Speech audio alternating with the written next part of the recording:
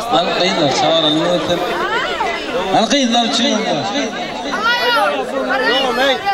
Yad günün yağışı, çillenin ağrı, totular meskeni, bilbilin dari, terçemin bağların almatın ağrı, açılan dört patlın yadıdır gıylar. Şefer parmaklarınız baytal kamışı, piste doğduklarınız kırıymışı, kolima dağının altın kımışı, dombasın kömürlük gözüdür gıylar. Te vakit çıkarlar batıp mestana, görkümşü ulasalar Türkmenistana, şahirler yılları durur deftana, mündürlü lezzetin buğdudur gıylar.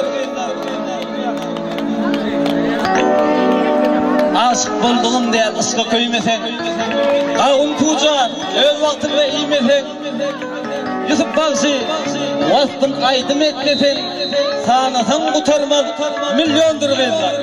Amre sarfani var mı demek bana? Am canıta varsın. İlk saat canın olsun, saçağında nanın olsun, eyninde de donun olsun, yakşı niyet köyün olsun, üstünde de öyün olsun, koltukta güllelen olsun, sallançakta bağlan olsun, ona yetesi vakit yoktur, son devletin kulu olsun, sandığınızın kulu olsun. Sizden öyle bağlı çağa, dine kovuluğun kulu olsun. Açılcan, vaktin açık olsun dostum. Anaça, soğuşu toyduğunun boş kulağın yaz bana eline bir toydu da tokarım yani. Canıta varsın am, yerden belek varsın. Sağ ol. Anında şiirden ama török kapağım, török tamadı kapağım. Ne viyatta geçeli? Ne mi diye? Şu soruğu verdim bir akıldara. Haysi zattan gelen adama gara. Deydi halal ve hikmet acayip zattır.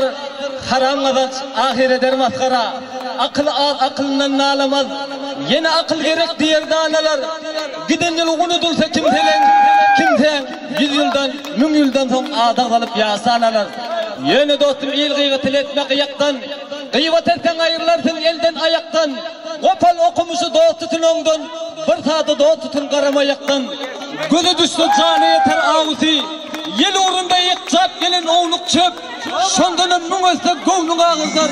Dost ağzından çıkın bir savi çay gep. Bakşıdan soradım kim yakşı deyip. Aydın ta dinleyen dedim yallar deydi. Şahirden soradım kim yakşı deyip. Oğlum şıkır maniyetine çümleyenler deydi.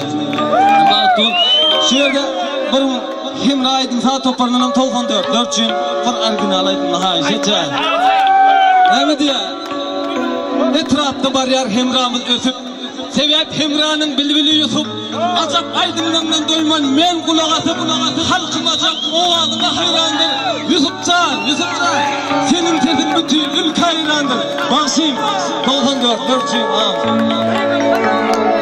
yürek coşup kalbim nerdane gelir.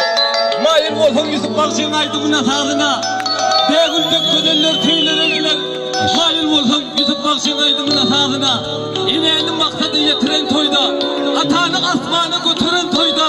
Var kucul gayratın ortağı oyda. Şarlarsın azap aydınlanır.